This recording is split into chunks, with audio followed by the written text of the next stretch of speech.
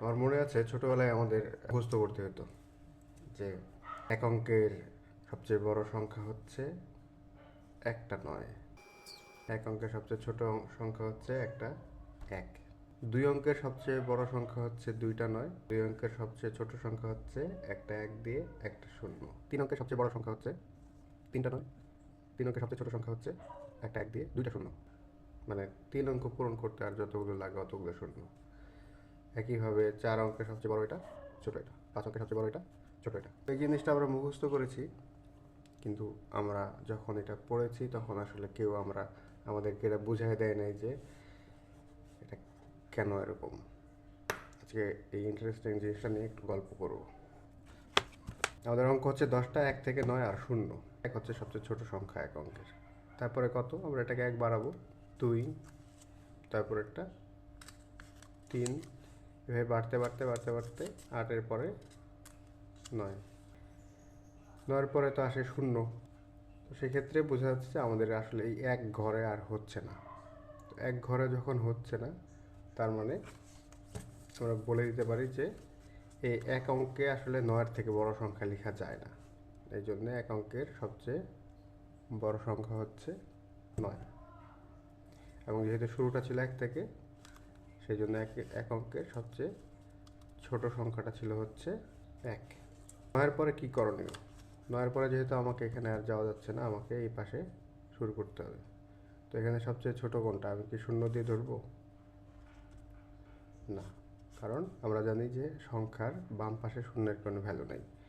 কাজে যেটা হবে, আমরা এখানে এর পরের অঙ্ক যেটা শূন্য বললে, বা এটাকে আমরা বলতে পারি রিসেট করে দেওয়া, এটাকে আমরা শূন্য করে দেবো এবং এখানে আমরা এক বাড়াবো। এভাবে 9-এর পরে 10 চলে আসলো। তার মানে দুই অঙ্কে যখন আমি প্রবেশ করলাম তখন সবার আগে পেলাম হচ্ছে আমি 10। তারপরে দুই অঙ্কের সবচেয়ে ছোট সংখ্যা দাঁড়ালো 10। এরপরে কত, এরপর হচ্ছে আমি এই পাশে একটা বাড়াবো, শূন্যের পরে 1, 11 হচ্ছে তারপরে সংখ্যা, তারপরে সংখ্যা 12, তারপরে সংখ্যা 13। এভাবে বাড়তে বাড়তে বাড়তে বাড়তে যখন 19 পর্যন্ত যাবে তখন কি করণীয়? তখন তো আমি যখন এটা শূন্য দেবো আবার 10 হয়ে যাবে। তার মানে হচ্ছে এই যে যেহেতু এই অঙ্কটাতে আমি আর বাড়াতে পারছি না, তখন আমাকে এর বাম পাশে আসতে হবে, এটাকে আমি বাড়াবো। এটাকে আমি রিসেট করে দিয়ে এটাকে আমি এক বাড়াবো। এভাবেই 19-এর পরে আসলো 20, তারপর এখানে আমি আবার এক বাড়াবো, শূন্যের পরে 1, 21, আবার এক বাড়াবো 22। এভাবে যখন 29 হয়ে যাবে গুনতে গুনতে, এরপর আমি আবার এটাকে রিসেট করে দিয়ে এখানে এক বাড়াবো, 29-এর পরে 30। তো এভাবে বাড়তে বাড়তে 39 আসবে, 39-এর পরে 40 আসবে, 40 পরে 49ও আসবে। এভাবে বাড়তে বাড়তে এখানে বাড়তে বাড়তে বাড়তে বাড়তে 99 চলে আসবে। তার মানে এই অঙ্কের ঘরেও বাড়ানোর সুযোগ নেই, এই অঙ্কের ঘরেও বাড়ানোর সুযোগ নেই। যেটা করতে হবে, আমাকে আরেকটা ঘর নিতে হবে।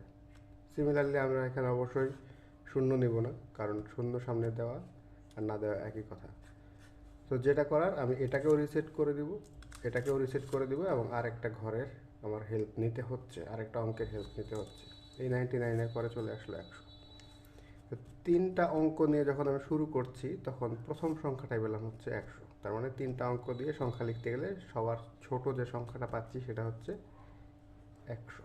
যদি এখন আগ বাড়তে চাই, সব ডান পাশেরটা আমি এককের ঘরে যেটা একটা বাড়াবো 101, আবার বাড়াবো 102। এভাবে যখন এখানে 9 চলে আসবে, 109, তখন একটু আগে আমরা এই দুই ঘর নিয়ে যেটা করেছিলাম সেটাই কিন্তু এখানে করলে হয়ে যাচ্ছে। আমি এটা রিসেট করে দিয়ে এটাকে এক বাড়াবো, তাহলে কি হলো, 109-এর পর 110, আবার এক বাড়বে, 2 বাড়বে, 3 বাড়বে। এইভাবে যখন 119 হয়ে যাবে তখন এখানে এটাকে 0 করে দিয়ে আমি আবার এটাকে 2 করবো, 120। এভাবে হতে হতে যখন একদম 99 পর্যন্ত চলে যাবে, মানে হচ্ছে এখানেও 9, এখানেও 9, 199, তখন কি করব? এখানেও বাড়ানোর সুযোগ নেই, এখানেও বাড়ানোর সুযোগ নেই, কিন্তু এখানে বাড়ানোর সুযোগ আছে। তাহলে আমি এটাকেও রিসেট করে দেবো, এটাকেও রিসেট করে দেবো, আর এটাকে এক বাড়াবো, 199 পরে হয়ে গেল 200। তো এইভাবে আমরা কাউন্ট এক এক করে বাড়াতে বাড়াতে বাড়াতে বাড়াতে যখন আবার এখানেও 9 হয়ে গেল, এখানেও যখন 9 হয়ে যাবে এবং এখানেও যখন বাড়াতে বাড়াতে আমি 9-এ চলে আসব, তখন কিন্তু আর সুযোগ নেই কোনোটাতে বাড়ানোর। তার মানে 3টা অঙ্ক দিয়ে আমি 3টা ঘরে এর থেকে বড় সংখ্যা নিতে পারছি না। এই জন্যই আমার 3 অঙ্কের সবচেয়ে বড় সংখ্যা হচ্ছে 999। ও আচ্ছা, 2 অঙ্কের ক্ষেত্রে এটা লিখতে ভুলে গিয়েছিলাম। তাহলে 3 অঙ্কের হলো এই। এখন কি করব? সিমিলার, এটাও বাড়ে না, তো এটাকে রিসেট করে দিলাম। এটাও বাড়ে না, এটাকেও রিসেট করে দিলাম। এটাও বাড়ে না, এটাকেও রিসেট করে দিব 0-তে, এবং এই পাশে আমাকে 1 বাড়াতে হবে। এই হলো 1000। 4টা ঘর নিয়ে লিখতে হচ্ছে, এবং 4টা ঘর নিয়ে অঙ্ক লেখার সময় এটাই হচ্ছে সবচেয়ে প্রথম সংখ্যা, মানে এটাই 4 অঙ্কের সবচেয়ে ছোট সংখ্যা। এরপরে যত বাড়াবো এর থেকে বড় হবে। 4 অঙ্কের সবচেয়ে ছোট সংখ্যা এটা। এটার পরে কিন্তু আবার এখান থেকে বাড়বে, এটা বাড়লে এখানে 1001 হবে, আবার বাড়লে 1002 হবে, এইভাবে 1099 হবে, 1999 হবে। তারপরে কি হবে? মানে হচ্ছে এখানেও 9, এখানেও 9, এখানেও 9, 9999 হবে। তখন এখানে বাড়ানো যাচ্ছে, এখানে বাড়ানো যাচ্ছে, এখানে বাড়ানো যাচ্ছে, এখানে বাড়ানো যাচ্ছে, 4 অঙ্কের। কারণ এটা হচ্ছে এই 4 অঙ্কের সবচেয়ে বড় সংখ্যা। 4 অঙ্কে এর থেকে বড় সংখ্যা আর করা পসিবল না। ওকে, তো এখন কি করতে হবে? ওকে, এটাও রিসেট করতে হবে, এটাও রিসেট করতে হবে, এটাও রিসেট করতে হবে, এটাও রিসেট করতে হবে। তারপরে এইখানে আরেকটা ঘর নিয়ে এখানে যদি আমি 1 দিই, সেটা 5 অঙ্কের সবচেয়ে ছোট সংখ্যাটা হবে। এইভাবে বাড়তে থাকবে। এটা খুবই বেসিক একটা বিষয়। আমরা পরীক্ষায় ভালো করার জন্যে সহজ ট্রিক মনে রাখতে গিয়ে আসলে সেই জিনিসটা কিভাবে আসলো এটা যে বোঝা দরকার, সেদিকে আমাদের খেয়াল থাকে না।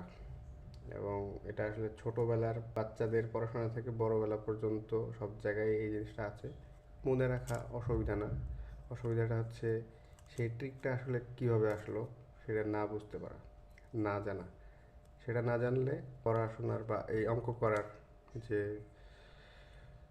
উদ্দেশ্য, আমাদের ব্রেন স্টর্মিং বলি বা একটা কিছু শেখা বলি, সেটা সঠিকভাবে হয় না। তো আমার ছেলে স্কুলে যাচ্ছে, আমার ছোটোবেলায় এরকম অনেক কিছুই আছে যেটা আমি বড় হয়ে বুঝতে পারছি যে ওই সময় আমাকে বুঝাইতে পারলে আমি বুঝতাম, কিন্তু সামহাও সেটা পাই নাই বা হয় নাই। তো এরকম টুকটাক জিনিস নিয়ে আমি আমার ভিডিও করার ইচ্ছা আছে, যেগুলোর হচ্ছে আমাদের মুখস্থ করার কথা ছিল না, কিন্তু আমরা করে আসছি। ওকে, আরেকটা ইন্টারেস্টিং টপিক হচ্ছে লসাগু।